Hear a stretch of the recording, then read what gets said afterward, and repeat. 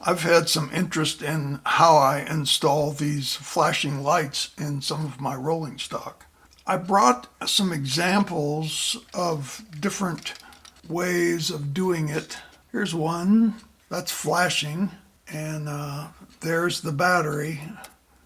And I put the battery on the bottom instead of inside because I don't want to have to tear the whole thing apart every time I change the battery. And this is held on by black tack.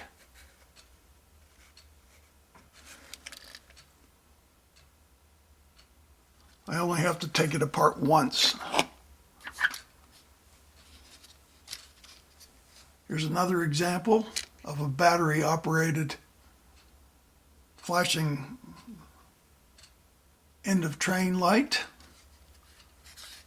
In this case, to hide the wiring, I put a little stone in there.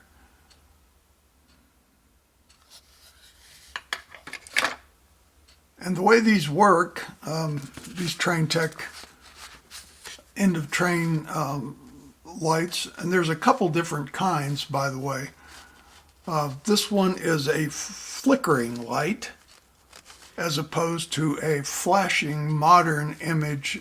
It says modern image here, but you have to be careful when you buy them. This is a flickering light, so it would be suitable for older stock. Here's another one. This has a flickering light in it, and there's the battery. And from the side, it's really not noticeable when it's rolling around on the track. You don't see it. It's in the shadow.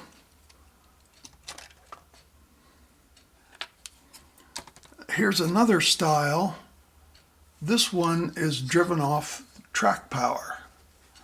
And next time I want to demonstrate how you do that. I have some additional ones on order, and I'll show you how I install these. It's a little bit more complicated, but not much. So today, our victim is this brake van. And I don't know, you might be interested that I have already converted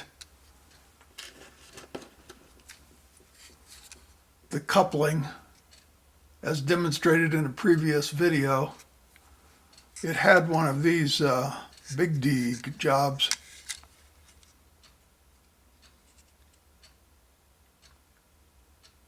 And I'm not too fond of those. They do have their place, however. I had the wheel out of this while I was installing the new coupling. There. It's back in, all ready to go, except for a flickering light. So the light's going to go in this end. Oops, sorry about that. The light is going in this end.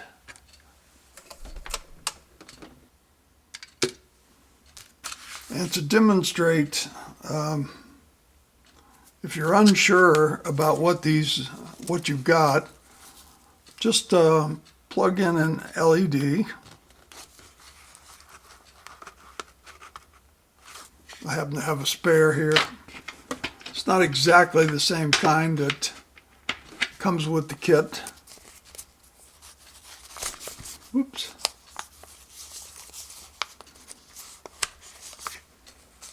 But that's what it'll be like.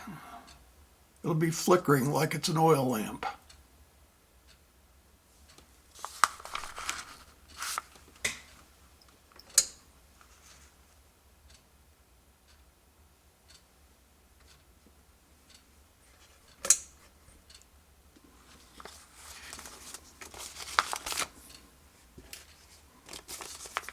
Which is what I want in this particular case. So once again, here's the kit. Comes with the battery. You can use, it has 2 circuits, and you can put a white light in something, if you desire. not on the tail light, but you know, inside. You could wire it, put it inside. And just for fun, maybe I'll do that in this one. Not during the demonstration, but perhaps later. So let's take this, let's get these parts off of here.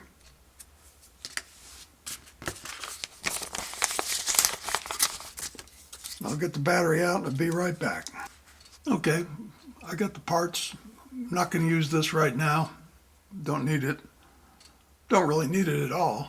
I mean, you could use it for something else if you want. But if you wanted to put a white light, you know, if you had it in like a brake van coach, you could put a white light in the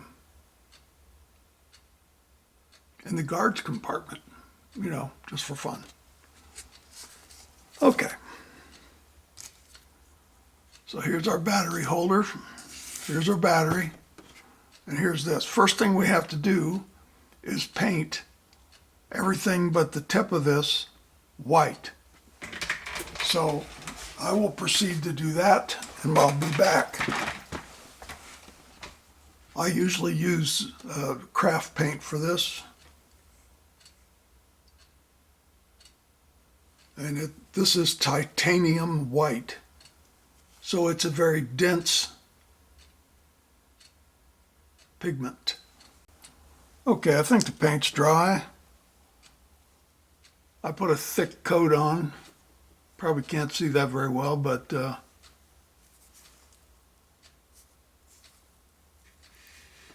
and left the end of it unpainted. Now there is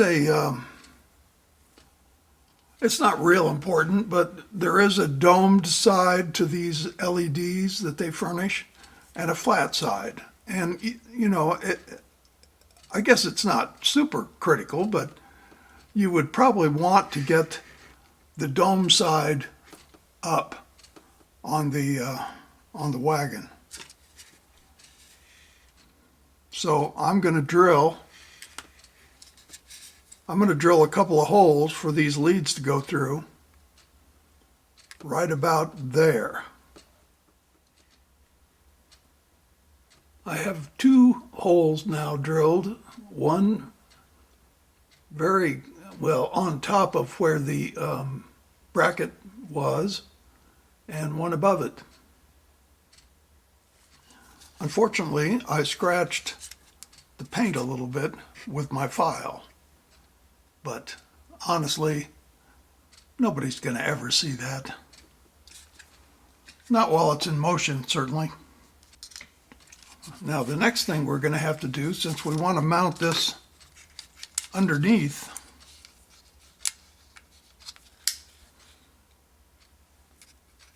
is we're going to have to drill a hole through there up into the back here for the wires to go through.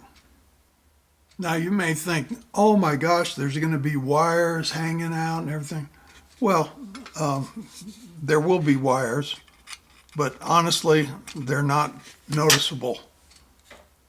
Nobody will see them. We'll paint them black and they will disappear. I see we have a little bit of interference here. In this case, the frame of the brake van is going to interfere with getting this seated down against the base. So I'm going to have to mill out just a little bit of the framework right there. So I'll do that and we'll be right back. Okay. I did not grind through the frame on either side. I just took a little bit off, just a little relief. I don't know if you can see that or not, but just a little relief on both sides. I used a round burr on my Dremel, and that probably was not the best choice. I probably should have used a straight shaft burr, but I didn't, and it worked, so it's all good. So now the next thing we have to do is we have to drill a hole through the base up into this section where our wires for the lamp comes through. And there is frequently there is a metal, an iron or steel plate in the bottom of these, which will make it very difficult to drill through, and I can't run bare wires through that because it'll ground them out and short out the light.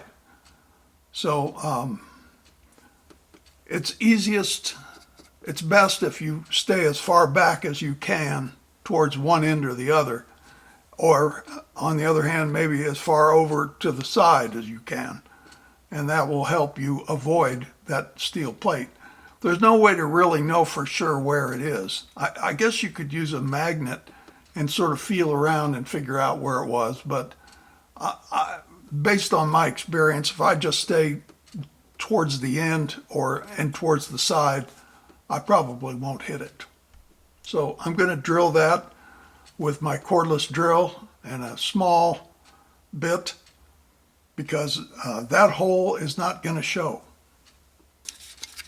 Because this is going to be at the tail of the train with a light, I decided I didn't need the pedestal that supports the coupling anymore, because I won't have a coupling at this end. I was lucky. The steel plate does not come all the way to the back, and I was able to drill 2 separate holes up through the floor in this recess where the coupling pedestal used to sit. So I will use those. I can use bare wires, and I will be able to fish my wires down through there. Now this is going to be a little fiddly, so there's no reason for you to watch me fiddle these wires down through there, but I'll get them. Oh, that wasn't bad at all.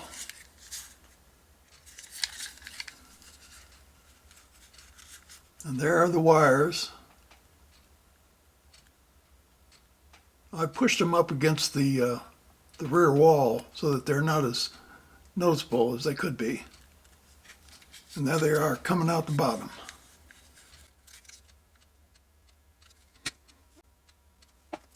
I might recommend for fiddling around with wires, these little jeweler's pliers, they really are handy. And they have very small tips on them, so I was able to reach in there and manipulate those wires and poke them down through the holes and then fish them down. Worked really well. Anyway, I don't know where I got these. Bought them at a craft store someplace. They were very inexpensive, and they have been so handy when I'm doing electrical wiring, for putting a loop on something if it's going under a screw, or just fishing them through and twisting them around and stuff. It's just so handy to have these. Okay, now we're going to have to do a little soldering. I'll be right back. I've got to set this up. I'm going to solder LEDs.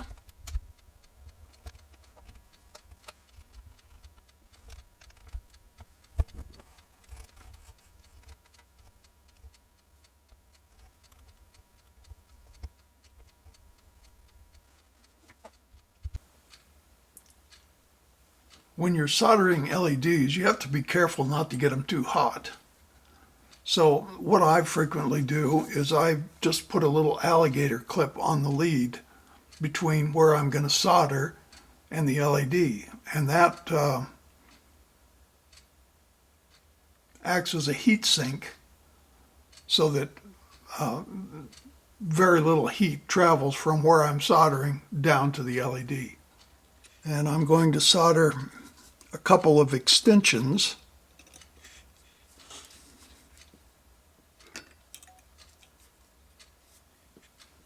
to the wires.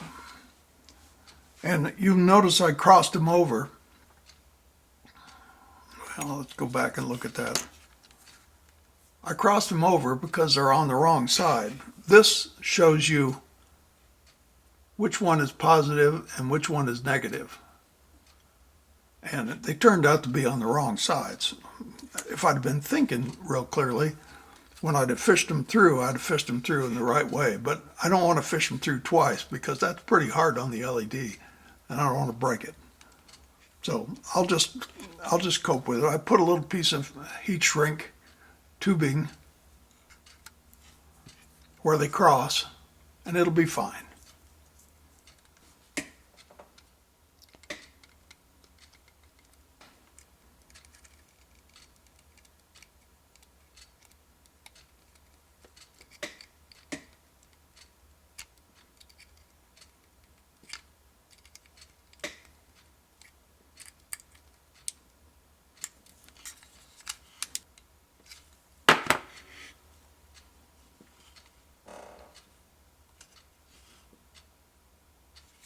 So the only thing left to do is put a little black tack to hold that down. And you can paint this area black if you want to disguise it.